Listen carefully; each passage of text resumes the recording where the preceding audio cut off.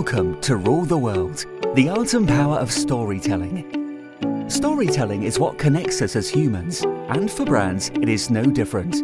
A well-told story can effectively position your brand in the minds and hearts of your audience, and can convert thoughts and feelings into results and revenue. On this show, we dive into the unique and recurring principles of world-class storytellers from every walk of life, to help you level up your storytelling skills and knowledge to drive real, measurable results for you and your organization. Here's your host, Paul Furlong. Hello and welcome to Rule the World, the art and power of storytelling. My name is Paul Furlong, Creative Director at Opus Media, and I imagine you're listening to this podcast because you know the power of storytelling. And I want you to bring that power to your own writing with Roger Schulman at thewritercoach.com. Roger's unique coaching method connects your personal story to whatever you're writing, giving it heart and depth. The result? Your presentation, website copy, keynote address or screenplay becomes compelling, entertaining and persuasive. Roger is the winner of the British Academy Award and nominee for the Oscar and the Emmy. So go to thewritercoach.com and schedule a free discovery session. Let Roger bring the Hollywood to your writing. Today's guest is Anthony Tasgal, or Taz as he's normally known, and he has 15 years experience in writing and carrying out courses on the subject of storytelling in business from across the UK to the US and in France. He's an expert in storytelling, insightment, and applying new thinking to understanding consumer behaviour and decision making, and was founding editor of Mintel Inspire, an interactive trends tool. So Taz, welcome to the show. Hi Paul, thanks for having me. So I've given you a little bit of an introduction there, but why don't you tell us a little bit more about you and what it is that you do? Okay, I never quite know how to define myself in a few words, so I've come up with man of many lanyards on the basis that it's actually a reasonably accurate description. So I started off working actually before I started working I was a classicist. So at some point, probably the next half hour or so, I should probably start talking about Romans and Greeks. But I love that, and I love the stories of Homer and Virgil and all those sorts of things, and not the guy from The Simpsons or the player from Liverpool, but the original Homer and Virgil. So I loved all that, and then found myself literally fell into advertising as what's called a planner, a sort of strategic brand sort of consultant, and worked with ad agencies and their clients to try and come up with brand and communications ideas. And one thing that struck me quite quickly was people didn't really communicate very well, either when they were actually creating ads for consumers or even internally presenting or doing pitches. It was all very PowerPoint, it was all very leaden, it was all very factual, it was all very information transmission. So it struck me quite early, why is it that our industry, I mean the whole marketing, comms, branding world, how is it that we've lost the universal human art of storytelling? So as I was sort of meandering around the ad industry, finding out the answer to the question was a 40-second TV commercial, I thought, actually, maybe I should try to do something else. So I started doing a bit of training and then effectively moved from full-time planning to a bit of part-time planning and then doing mainly lecturing and training and writing on storytelling and something else called behavioural economics, which is, some people know, is nudge theory, which is all about emotions. So really, it's for me, it's a tangle, it's a web of all these different things together about the human desire to tell stories, how we do or don't use it in communication, how we can understand how persuasion works, and wrapping it all in this sort of new theory about how emotions work. So that's pretty much sort of me in a nutshell. So one of the things that you've written about extensively, and one of the things you talk about a lot in your work, is how important it is to restore emotion to the world of business. And I suppose that fits into the behavioural economics that you've just talked about. So why is it important to restore emotion to the world of business? I do occasionally go off on a bit of a rant about this, and it's in both the books, particularly the first book, the storytelling book. I sort of label it, or I lump it under a headline or a word called athmocracy. I do like my words.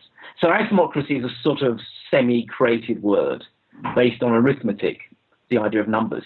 And what alarms me about the business world, like so many other spheres, is it's become obsessed with, as I say, what I call arithmocracy, this obsession with everything being about numbers. and measurement and prediction and control and ROIs and metrics. And I know I'm a little bit sort of King Canute about this because that tide is constantly coming in the business world because everything has to be measured and accountable. But I just like to move the pendulum back a bit because I think we've, in this pursuit, in this relentless pursuit of numbers and measurement and standardization, I think we've lost an awful lot about what makes human beings interesting and fascinating and what makes persuasion fascinating. And that is the fact that we are far more influenced by our emotions than we like to admit. So with my behavioural economics hat on, I often quote a man called David Eagleman, who wrote a book called Incognito, did a TV series for PBS, the BBC. And he has this lovely line. He says, "We don't think the way we think, which I love because it's a beautiful, elegant piece of writing. But it's also a quite brilliant insight because we like to think, particularly in the business world, that because we're great, serious, important business people, that we do everything very rational, very considered, very thoughtful, sequential way. But all the neuroscience, all the evidence from behavioral economics, cognitive neuroscience, and psychology suggests that's just a myth, that most of the time we don't. And I think if we look at ourselves as human beings, we probably need to be honest and say we do things much more for emotional reasons and unconscious, implicit reasons than we like to admit. So for me, this overlap between storytelling and emotion and also meaning and memory, those are areas which I'm personally just fascinated by, but they just bring us back to what we are as human beings and how we need to act as human beings and acknowledge that we act if we're going to try and persuade people to carry out the sort of behaviour that we want. So that's the sort of area that I like playing around in, really. So how does storytelling influence consumer behaviour and decision making? I'll give you another. I'm good with like t-shirtable slogans. So if anyone out there is listening and they've got like a summer party coming out and they need a slogan, massage, not message. That's why I sum up a lot of that thinking. We spend a lot of time in our business communicating in what I call a messaging way. And I don't like messaging. For me, messaging is I have something to say to you and I'm going to tell you it whether you like it or not. I often ask people to think, if you're parents, what happens if you tell your children what to do? And I shall have a pause here while everyone who's listening thinks, well, yeah, generally they tend to ignore me or do the opposite. And that's what messaging is. You must brush your teeth. You must finish off your vegetables. And by and large, human beings don't respond very well to that sort of didactic, hectoring tone. So what I like to think is massaging is how do you get people to feel good about themselves? How do you get people to feel that you're massaging their sense of self-worth? Or how do they feel good about the choice that you want them to make? And for me, storytelling works in a massaging way because you're telling a story, you're getting people involved, you're getting them emotionally connected with what you're trying to do. And that all happens at what's called system one level, at a sort of unconscious level. And because we're all born and grow up to understand the world through stories, we love that. We don't mind being told stories rather than being instructed what to do. So for me, it's about trying to work out the sort of messages or information or desired responses you want from people, but using storytelling as a vehicle to allow people to actually feel that they're enjoying part of making that decision rather than, as I say, being instructed because it's good for them.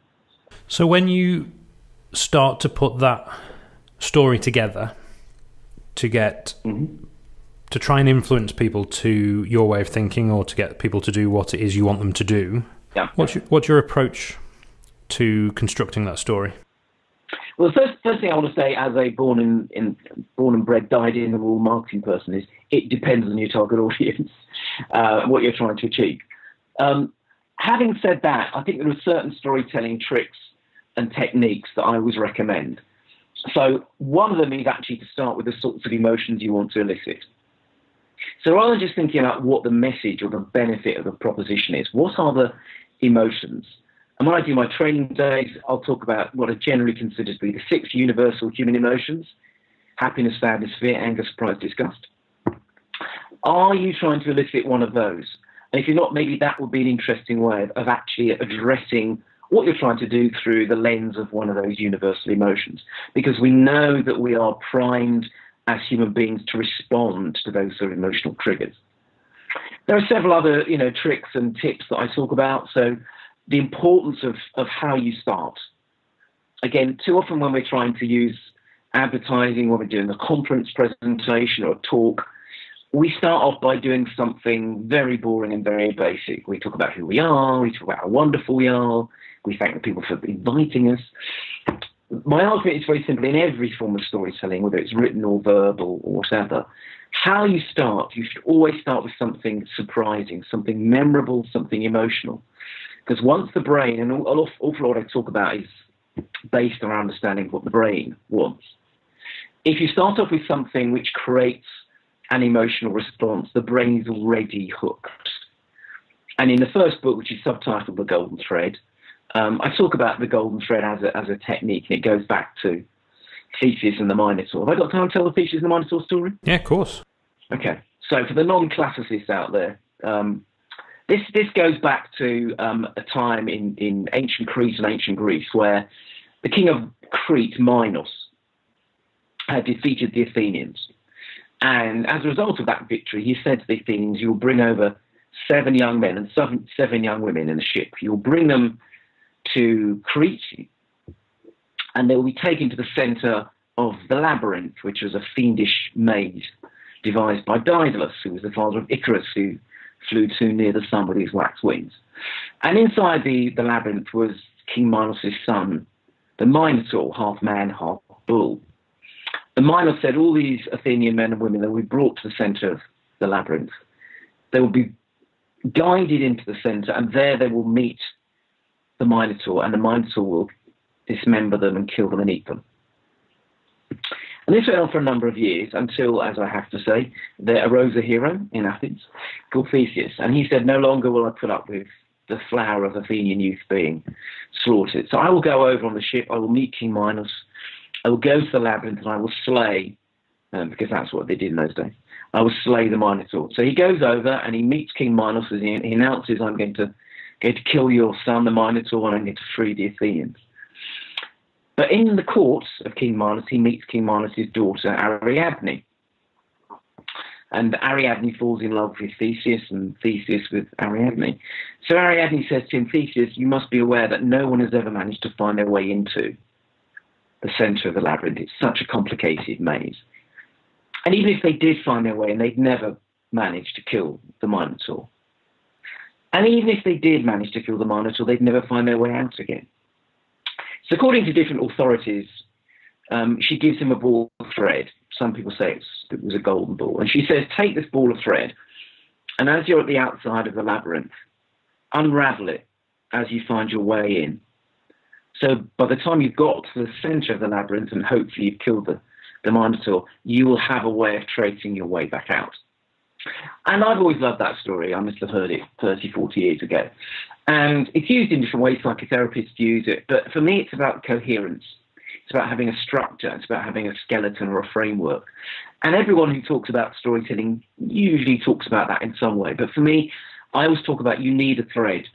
Whenever you're telling a story, again, if you're narrating a story, if you're talking to your children, if you're doing a presentation, even if you're doing a book, and I did it with both of mine, you need to have a thread which is visible, tight, and which allows you to show your audience where you're going, so they always know where you are, but also allows you to know what to put in and, more importantly, what to take out. And for me, that's one of the key things that just operates across pretty much everything, all the way from like sending a humble email all the way to doing like a 1-hour presentation. So I can't remember what the question was, but I've given you some sort of answer. That's a great answer. So my question was, explain your approach to storytelling, and I think you've answered it very thoroughly. How do you know what the thread is? How do you find your thread? That's a very good question. And again, when I work with clients and I do workshops, I will say to them, there is no such thing as one thread. There are always going to be multiple threads. And because one of the things I think you mentioned in the intro, I used to help run a cinema in North London called the Phoenix, the oldest continued running cinema in the country. I've always been a huge film fan. So if you look at, for example, 4 Weddings and a Funeral, Richard Curtis wrote 14 versions of the screenplay. And you can look at the history of creative people. Very few of them come up with a final screenplay, the final piece of work the first time. So I always emphasize to people, you're not going to get it the first time. Work with other people. Come back, think about it. But a thread is a frame, really. And one of the examples I'll give, and I know you've had people on from people like Pixar and stuff, creative people, particularly artists, film directors, will use a storyboard. So for me, I will encourage people who are writing speeches or documents to actually storyboard it out with Post-its, and it will create your thread. And as you do that, you say, actually, no, maybe that isn't the first thing. Maybe that goes there. And you move things around. And then once you've got a thread which you think is coherent and which achieves what you want to do, put it aside, go back, show it to some other people. But be aware that you may have 3, 4, or 5 different threads, in the same way that ad agencies will often have 3 or 4 or 5 different ideas for a pitch. And then you just need to come to a decision yourself, what you think is the most individual, the most distinctive, the most motivating one. But as with all these things, it's about understanding that there's no one right answer. And obviously this helps us to be creative in our storytelling, finding the thread, Yep. or multiple threads. You talk in your book, particularly in your first book, about how we need to be more creative in our general communication. How can we be more creative as well as finding the thread in our stories? I think that's a bigger industry-wide or organisational issue. I'm pondering writing the next book also about playfulness, and that's one of the answers. I think, again, as going back to what I was saying about the arithmocracy and this obsession with what I sometimes called an arid reductionism. Unfortunately, there are lots of departments, lots of companies where everything is being reduced. We need to have an average answer or an average consumer or an average message. And for me, averaging is the worst possible way of encouraging creativity. I sometimes want to say you don't get much meaning from a mean. And too often, and one of my hats, for example, as a planner, is research. I spend a lot of my time understanding data, market research, and deriving insight from it.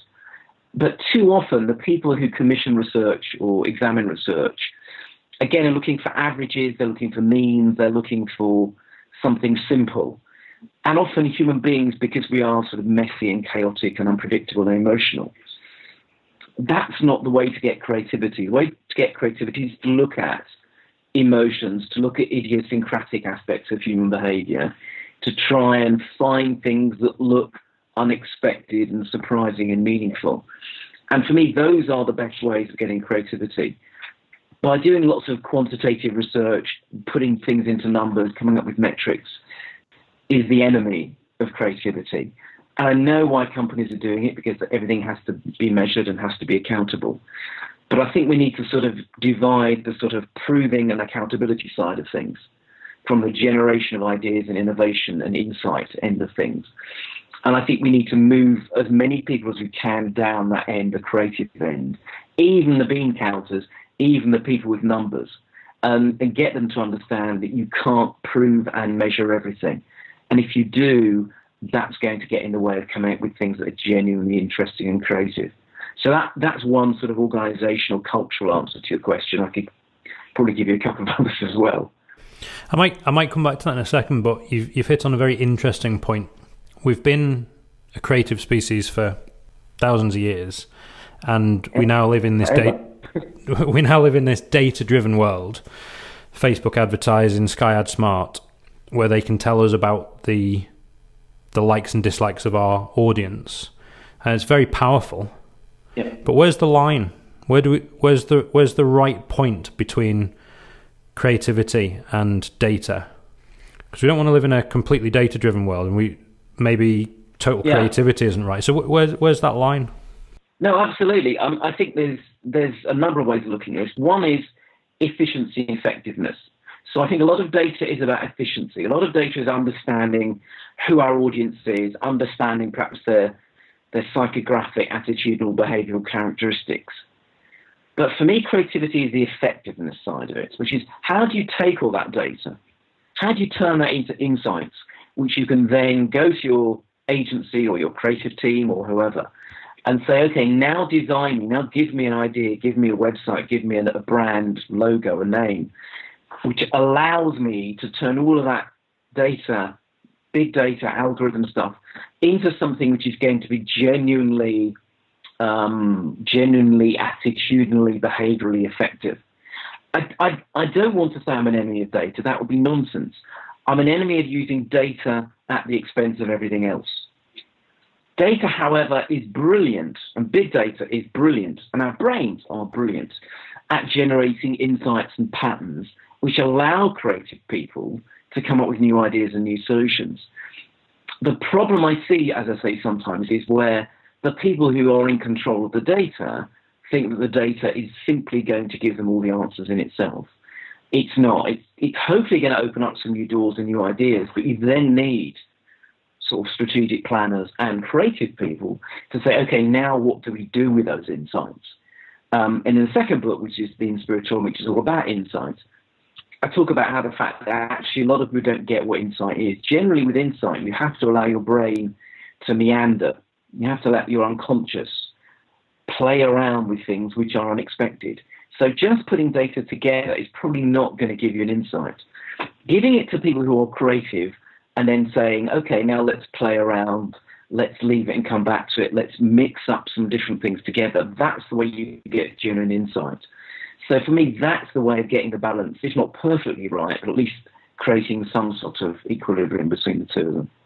Excellent. And so going back to creativity, tell me more about that. Yeah. Tell me more about how we can become more creative. Where do I start? I think, as I said, I think for me there are a number of components. I think storytelling and emotion is one of them. I think allowing ourselves in companies, so I do work now within companies to say, let's look at storytelling, let's look at behavioural economics and emotion, and let's be much more open about how emotion works.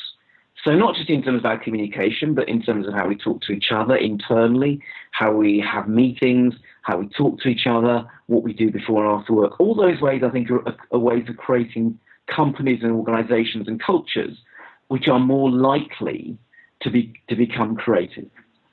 Another thing, as I hinted at a minute ago, is this idea of playfulness.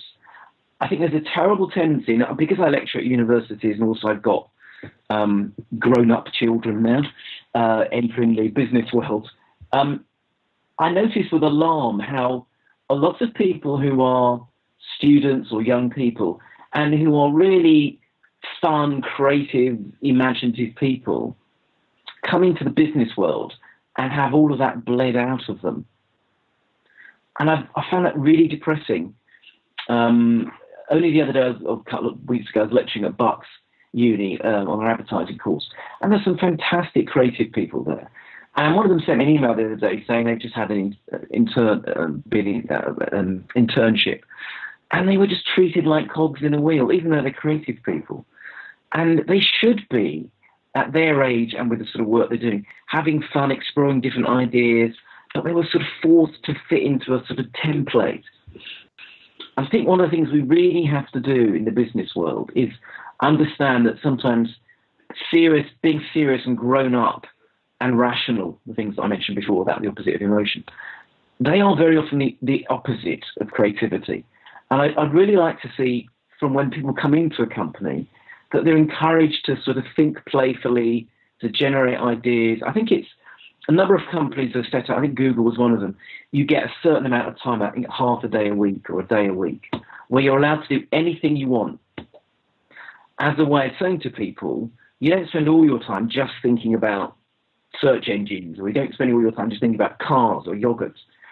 Because after a while, you can't be creative about that.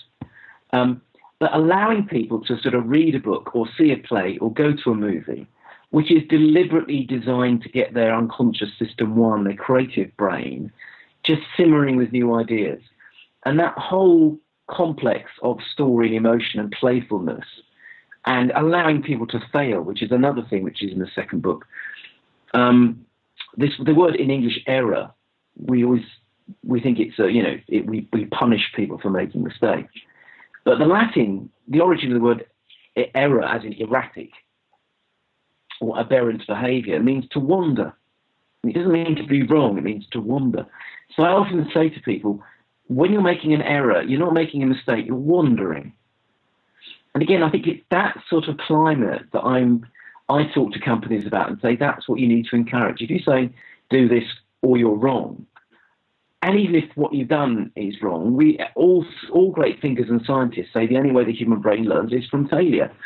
So I think we've got to encourage that sort of climate, sort of changing climate, which I know isn't easy, particularly in very large or multinational companies.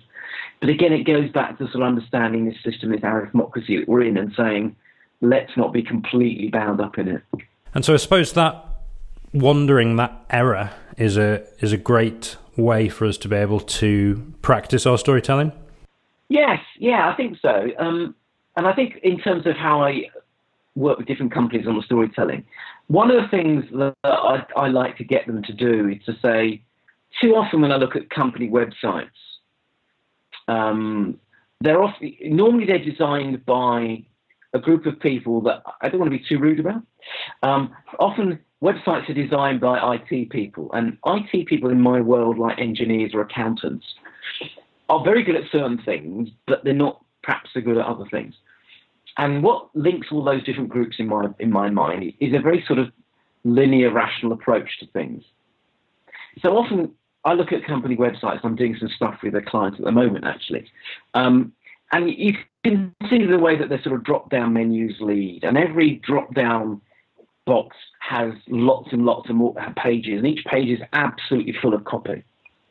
So one of the things I talk about in both days, storytelling and behavioural economics, is what's called chunking, which is a principle which is a bit of overlap between a number of those areas. And chunking is simple. Chunking just says that our brain doesn't like undifferentiated masses of stuff, to use a technical term. One of the words I don't like, by the way, is content. I always say to people, stop using the word content and just replace it with the word stuff, and then you'll see exactly what content is. So the thing about chunky is break big things into smaller things. Make them smaller, easier to digest, bigger typeface, more interesting, more white space. So for me, that's one principle. But going back to the storytelling, it's often I work with companies in the consultancy field, and they talk about their stories, but often they're not. They're just case histories. And case histories usually involve, here's a client who needed something done. We did it. We were brilliant. And here's lots of facts. And that's not a story. That's just a case history. So for me, how you translate that into a story is more interesting. So one of the things I talk about, one of the exercises I do, is what I call hero, villain, conflict, and quest, which is a sort of classic storytelling framework. So in every story, you have a hero and you have a villain. And it can be a person, or it can be an idea, or a concept, or a group of people. All stories involve a quest to do something that is universal and emotional. So to slay a dragon, to leave the forest, to uncover a truth, to find out who you are. And you need a conflict, because the brain loves getting involved in a conflict between, A and B, or between 5 men standing on a platform trying to be the next prime minister, for example. So what you need to do is turn your website, turn your case histories, turn your own brand promise or benefit into something that is closer to what I'm talking about there. Creating characters, creating conflicts, so that people can immerse themselves in what feels like a story, again, rather than effectively looking on your website and having to read a catalogue. So this idea of we're in the storytelling business, not in the catalogue business, is something I often have to say to people. So again, those are some ways of just bringing storytelling into the sort of practical world that we live in. And so that when it's on a website, when it's in a book like the books that you've written, how does that vary in its storytelling from when you're on stage delivering a keynote and you're delivering verbal story? A lot of the principles are the same, about having a thread, about how you start, about maybe giving your talk or your presentation or your book a headline, not a description, a headline in the way that, advertising creative people or sub-editors in newspapers will write a headline, which is provocative, which is short, which is surprising. So a lot of those principles are the same. I think there are obviously some differences, because when you're doing something face-to-face, the whole non-verbal thing comes to the fore. So you have people like I am now. You can look into people's eyes. You can get that sort of reaction that actors and comedians get when they're on the stage. You can use all sorts of other media. You can use your hands. You can pause, all those sorts of things. When you're writing, other things have to be more effective. So again, what I always say is a couple of things I've mentioned. Give it a headline, whatever you're writing. And this, for example, works really well with emails. The reason why 90% of us ignore 90% of our emails is they just look boring. The headline, the subject line, isn't something that intrigues us, isn't something that is going to get our brain hooked. So when we're deprived of the sort of face-to-face aspect, how you write has to sort of really rely on those things that I've talked about. A good headline, a good start, something that is a thread that you can, again, sometimes called the elevator lift, you can probably praise in 2 or 3 sentences, and then being absolutely rigid about that. One of the other things I'll just say, which is, I did a mini workshop this morning.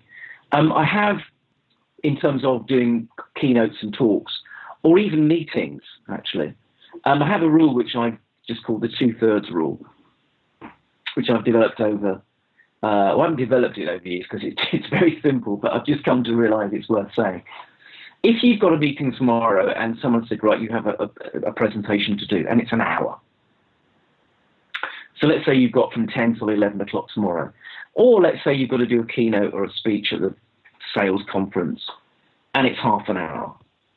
Here's my rule. Under no circumstances do you write a presentation or a talk that is an hour or that is half an hour. The 2/3 rule. You write 40 minutes if it's an hour. You write 20 minutes if it's 30.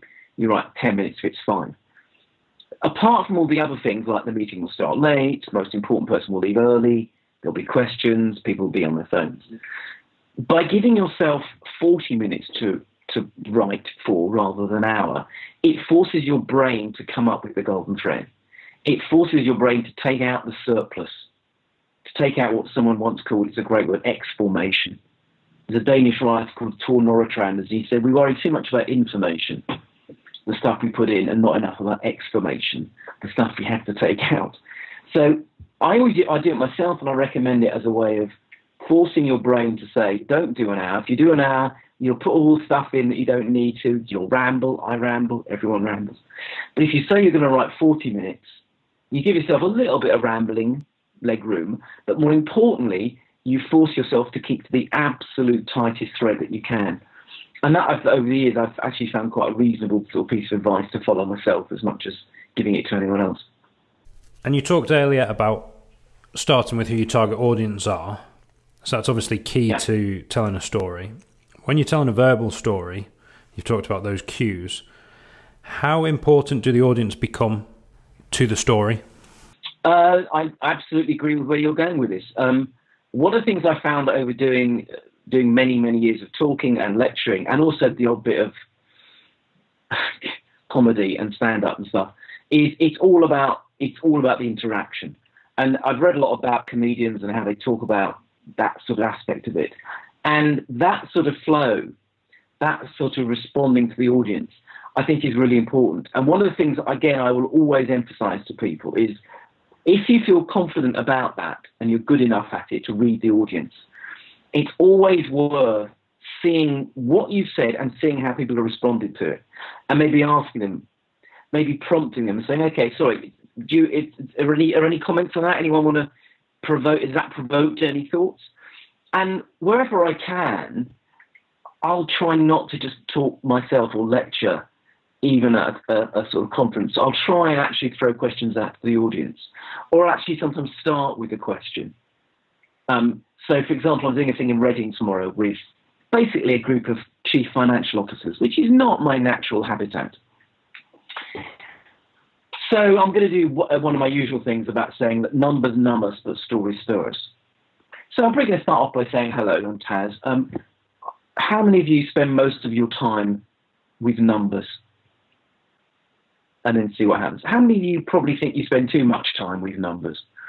And I'm hoping that will get them sort of warmed up for where I'm going. The fact is that I'm going to recognize their world, which is one of spreadsheets. But I want them to realize that maybe life is not reducible to a spreadsheet. And that's going to be what I'm talking about for sort of 20 minutes. And I think I find that sometimes a much more useful way of getting an audience on your side or responding, rather than just launching in and telling them what you're going to tell them for 20 minutes. And I think it's a basic storytelling or rhetoric trick, which is often asking questions is a much better technique than just making assertions. So often when I'm talking to people about writing a headline for a document or a title, I'll say, have you considered asking a question or making it a question? Because the human brain is such that if you ask it a question, it just wants to give an answer, which is a fantastic response. Rather than just giving an assertion and the brain goes, yeah, or the brain actually wants to fight with it. Asking a question is quite a subtle way of, as I say, getting people to sort of play with what you want them to play with. And as you say, that's a great way of grabbing attention. Do you then throw questions into the middle of the stories to hold attention? Again, it will depend very much on what I'm doing. I was talking at a market insight forum in London last week, and there was one guy in the audience who I think was like designated heckler, but in a very constructive way. And it was great because it was quite an informal sort of thing. And I'd opened and so after about 10 or 15 minutes, it turned into a sort of Q&A, which was fine because I'd allowed that time. And he triggered off some really good questions. And a couple of things I said, look, I've got that chart's coming in 2 or 3 minutes. And I think sometimes it turns it more into that sort of audience interaction rather than a lecture. And again, one of the things that I've learned from lecturing and having been subjected to lectures as a student is, again, too often lecturing is very, very parent-child. It's very didactic. I'm teaching you this is what a brain looks like.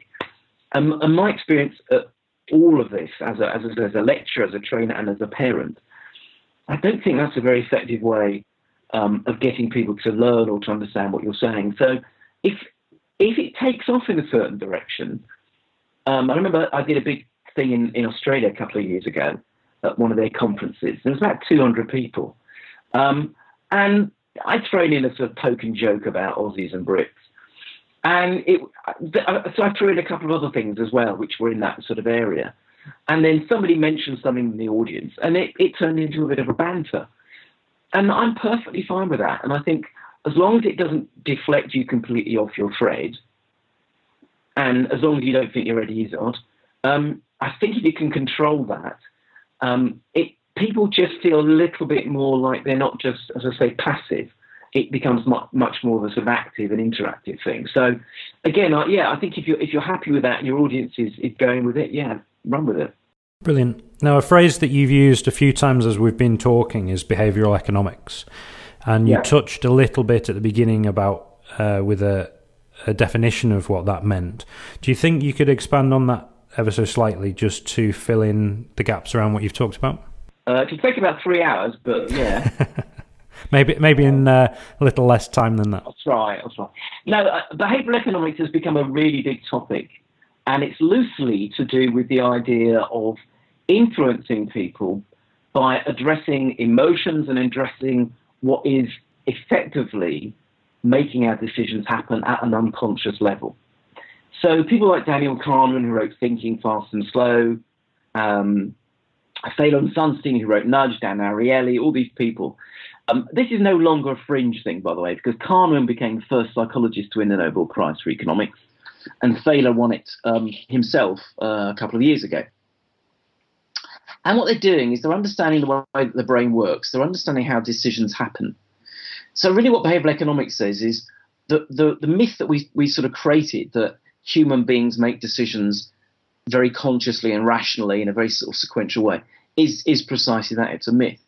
So what we have to do is understand that the real triggers, most of the time, lie within what's called System 1, which is the unconscious, the implicit. And there's an awful lot of science in there, and we haven't got time to go through all of that. But I find there are a number of areas that I find interesting. One is, how do you address emotions? So rather than burying them or ignoring them, which a lot of brands and products do, you have to make them at the front of what you do.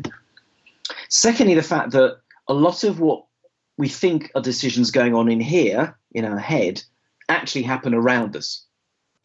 So because we're a social species, we like to think we do things individually, but again, anyone listening, think about how many decisions you actually make because somebody other than you makes that decision.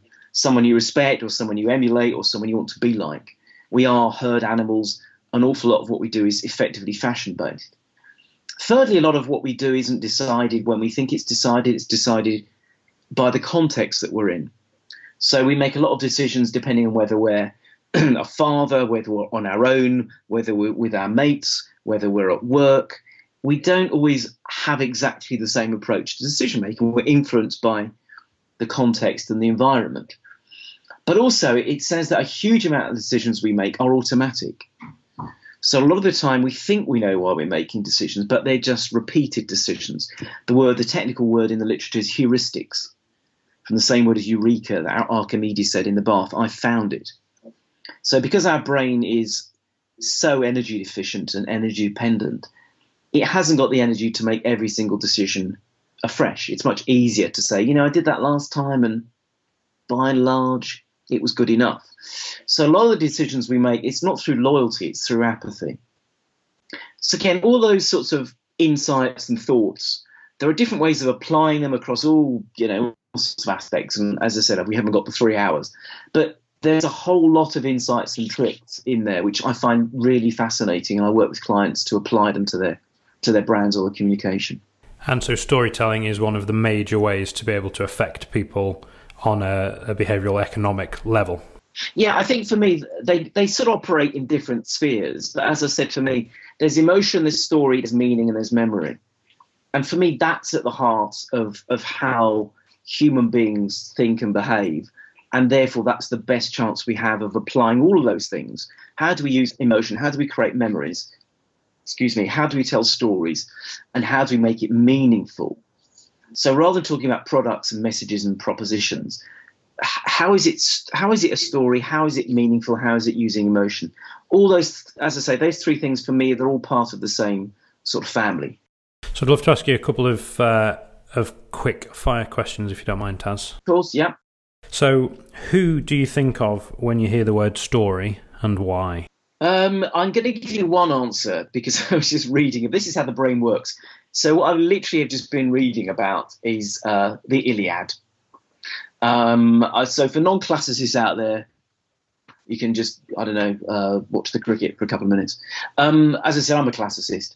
And I've been reading lots of novels recently, lots of books, which are retellings of Greek classics. So Camilla Shamsi wrote a book called Home Fire, which is about Antigone. I've just read a book by Pat Barker called The Silence of the Girls, which is a retelling of the Iliad. Circe by Madeline Miller. What I find fascinating is that stories that are effectively 2,000 years old, or 2,500 years old, which go back to Homer and Troy or the Odyssey, we're still telling them now. And modern writers and novelists are still finding ways of retelling them. And screenplay writers, Game of Thrones is basic, which I loved until most of the end of the last series. A lot of that is George R. Martin understanding Greek history, Roman history, Norse mythology, English and French history. But there are ways of retelling those stories in a modern way. And I find that's what I find fascinating about story, that it's however much we think we have PowerPoint or Facebook or Twitter, those stories just seem to touch us even now, even when they're put in different forms and different ways. And can you recommend any good books or websites, blogs, podcasts, anything like that about storytelling that we could read to put into practice when it comes to our storytelling? I think a lot of the storytelling stuff that I see, I'm going to give you a slightly evasive answer, actually. One of the reasons that I got interested in it was that I thought a lot of the stuff on storytelling was written either by sort of Hollywood screenwriters like Robert McKee, and I would recommend you read anything by Robert McKee about the art of screenwriting. A couple of books I would definitely recommend are John Yorke's book Into the Woods, And he's a BBC writer, producer. I think he's still on EastEnders. He was on it a while ago, went back. And he's written, I think, one of the best books about the art and structure of storytelling. And it's beautifully written, and it's full of every sort of bit of advice you could want. There are one or two other classic books of storytelling. A lot of the storytelling stuff I see, I find a little bit banal, a little bit obvious, a little bit, it's got to be like this. But I would definitely recommend, as I say, the John York book, Into the Woods. That's, for me, the best book out there. And finally, where can we find out more about you? Where can we buy your books? And where are you online? Yeah, online, my main website is a work in progress at the moment. So if you look up Anthony Tasgal or Tasgal, I'm on LinkedIn. I think it's T-A-S, Tasgal. The books are on Amazon, the Storytelling book and the Inspiratorium. Just look up, they're on Amazon. I think the books are still in some branches of Smiths and Foyles. And yeah, I've written various articles and other bits and pieces. Just look me up on, your usual friendly search engine, and you'll get to me eventually. Well, Taz, it's been brilliant talking to you today. Really appreciate you sharing your knowledge and wisdom with us, and I hope we can do this again sometime soon. Great. Thanks for having me, Paul. Thank you very much. Thank you for joining us for this episode of Rule the World. Be sure to rate, review and subscribe to the show, and visit weareopusmedia.com for more resources based on today's topic, as well as access to more episodes that will help you develop your storytelling abilities. That's weareopusmedia.com. Thank you, and see you next time.